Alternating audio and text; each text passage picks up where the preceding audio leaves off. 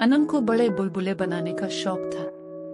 एक दिन इसने एक रंग बरंगा जादुई बुलबुला बनाया और अचानक वो खुद इसके साथ हवा में अलिफाड़ने लगी।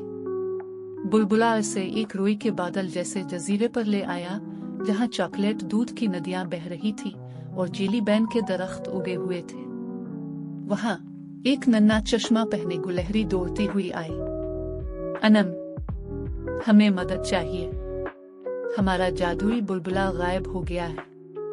अनम ने निशानात का पीछा किया और एक गार में पहुंची जहां बुलबुला देव बैठा था और बुलबुला उसकी नाक से चिपका हुआ था। ये वापस चाहिए, तो मुझसे बड़ा बुलबुला बनाकर दिखाओ देवगरा। अनम ने गहरी सांस ली। प्याव प्याव प्याव। इसका बुलबुला इतना बड़ा हो गया कि देव हैरान रह गया। हंसते हुए उसने चीख मारी और जादुई बुलबुला बाहर निकल आया। जजीरा जगमगा, अलिफाटे सब ने खुशी मनाई और अनम वापस नीचे आतरने लगी। कयास वो अपने बाग में आ गई। क्या ये ख्वाब था? शायद, लेकिन इसकी जेब में एक नन्हा चश्मा था।